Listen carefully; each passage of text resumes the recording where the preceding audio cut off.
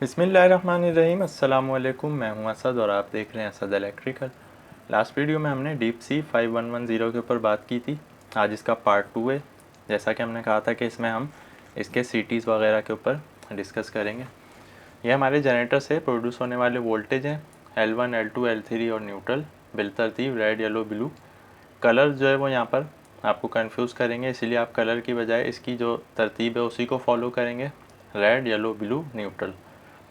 अब सबसे पहले हम बात करें इसके करंट यानी लोड के इनपुट की, जो कि सीटीज़ के ज़रिए होती है। जिस तरह EMCP3 में हमने बताया था, सीटीज़ हमारी 3 फेजेस पर लग जाएंगी बिलतरतीब रेड, येलो, ब्लू के ऊपर। चूँकि करंट का जो लोड की जो मेजरमेंट है वो हमेशा फेजेस में है, तो न्यूट्रल पर कोई सीटी नहीं होती है। अलबत्ता सीटीज़ के जो तीनों वायर्स मिलकर कॉमन होते हैं वो हमारे पैनल में आ जाते हैं।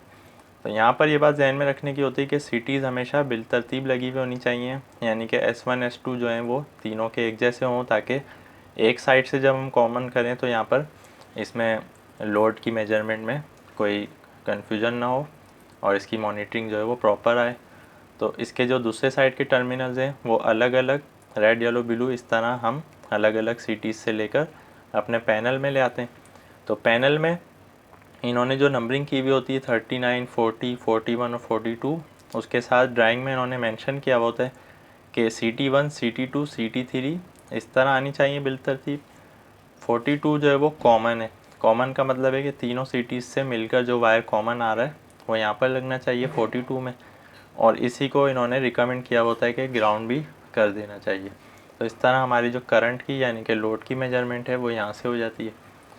फेजिस से जो हम वोल्टेज के वायर लेंगे वहाँ पर कोई पीटीज़ नहीं है, चूँकि इसकी रिक्वायरमेंट नहीं है, बल्कि इसको डायरेक्ट वोल्टेज चाहिए। तो इस तरह हम मेन बस बार से, जनरेटर के ब्रेकर से या कहीं से भी हम कंट्रोल वायर लेते हैं रेड, येलो, ब्लू, और फ्यूज़ के ज़रिए से अपने पैनल तक ले आते हैं। 35, 36, 37 या आप देख सकते हैं L1, L2, L3 ये बिलतरतीब आकर लग जाएंगे। 38 जो है वो न्यूट्रल वायर हो जाएगा, इसमें फ्यूज़ की ज़रूरत नहीं होती। ये 2-2 एम्पेयर के फ्यूज़ होते हैं जस्ट फॉर सेफ्टी। इस तरह ये जनरेटर के वोल्टेज यहाँ पर आ जाते हैं। फिर 16, 17, 18 जो है वो 17, 18 हमारे MPU के 2 वायर हैं। 16 जो है इन्होंने ग्राउंड के लिए दिया हुआ है, तो इसको हम ग्राउंड से कनेक्ट कर देंगे। तो यहाँ से हमारी स्पीड सेंसर की इनपुट आ जाएगी। तो सिंपल इसकी वायरिंग होती है।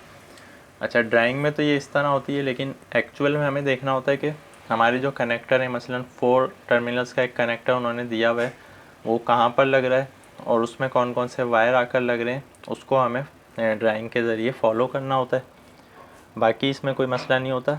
इसमें चेंजिंग सिर्फ उस वक्त आती है जब आप एक डीप सी मॉड्यूल मसलन 5110 की जगह 5120 लगा रहे हैं या कोई और सा पैनल लगा रहे हैं, तो वहाँ पर आपको वायरिंग चेंज करनी पड़ेगी। अगर आप सेम पैनल रिप्लेस कर रहे हैं तो वायरिंग में कोई भी अमेंडमेंट नहीं करनी होती, बल्कि सीधे सीधे आप कनेक्टर निकाल कर दूसरे पैनल में उसको लगा देते हैं, चूँकि वायर जो है वो इनके कनेक्टर्स पर ऑलरेडी लगे हुए होते हैं। इस तरह इसकी वायरिंग होती है। बहुत ही सिंपल इसकी सर्किट डायग्राम है। इंशाल्लाह फिर कभी हम इसकी प्रोग्रामिंग वगैरह पे बात करेंगे, और इससे जो आगे आगे के मॉड्यूल्स होते हैं 7220 वगैरह, अगर आप कहेंगे तो उस पर भी इंशाल्लाह वीडियो बना देंगे। उम्मीद है आज की वीडियो आपको पसंद आई होगी। कोई भी आपका क्वेश्चन है आप कमेंट में ज़रूर पूछें। इंशाल्लाह नेक्स्ट वीडियो में नए टॉपिक के साथ आएंगे। जब तक के लिए इजाज़त दीजिए। अल्लाह हाफिज़।